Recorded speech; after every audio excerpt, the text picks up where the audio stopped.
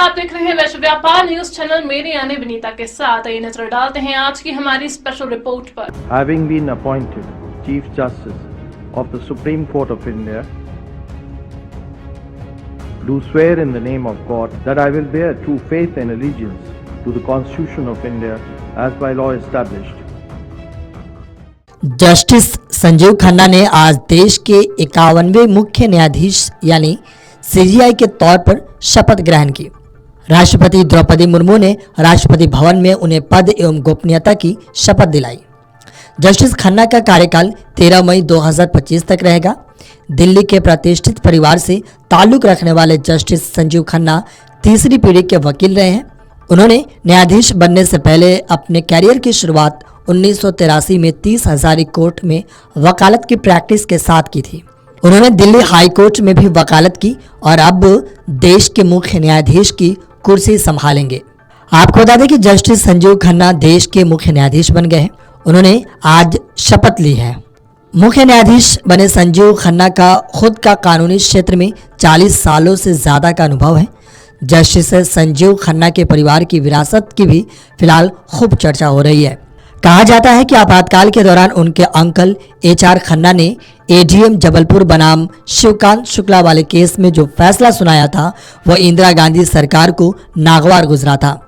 इसी के चलते उन्हें चीफ जस्टिस के लिए पात्र होने पर भी मौका नहीं दिया गया और उनसे जूनियर को सुप्रीम कोर्ट का मुख्य न्यायाधीश बना दिया गया था। आज भी इस फैसले की न्यायपालिका की निष्पक्षता के मसले पर चर्चा होती है। आपको बता दें कि राष्ट्रपति द्रौपदी मुर्मू ने भी पिछले दिनों से इसकी चर्चा की थी। 48 साल पुराने इस केस में हुआ यूं था कि वकील शिवकांत शुक्ला को जेल भेज दिया गया। उन्हें बिना किसी मुकदमे के ही गिरफ्तार किया गया था। इसके खिलाफ वो जबलपुर हाईकोर्ट गए थे तो अदालत ने उनके पक्ष में फैसला दिया था और कहा कि जीवन के अधिकार से किसी को भी वंचित नहीं किया जा सकता है। फिर वह मामला सुप्रीम कोर्ट गया तो वहाँ 5 जजों की बेंच ने फैसला दिया, जिनमें से 4 जजों ने बहुमत से उच्च न्यायालय के फैसले को पलट दिया। लेकिन बेंच में शामिल एकमात्र जज HR खन्ना, जो कि चीफ जस्टिस से संजीव खन्ना के अंकल हैं, ने अलग फैसला दिया था। इस दरमियान उन्होंने कहा था कि संविधान द्वारा दिए गए जीवन के अधिकार यानी अनुच्छेद 21 से किसी को भी वंचित नहीं किया जा सकता है।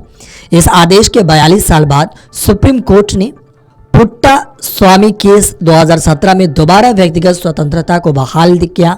कहा जाता है कि जस्टिस से HR खन्ना की यह राय तत्कालीन इंदिरा गांधी सरकार को इतनी नागवार गुजरी थी कि चीफ जस्टिस बनने का पात्र होते हुए भी उन्हें नजरअंदाज कर दिया गया था और फिर उनसे जूनियर को मौका दे दिया गया था। और अब उन्हीं के भतीजे संजीव खन्ना CGI के पद पर बैठे हैं।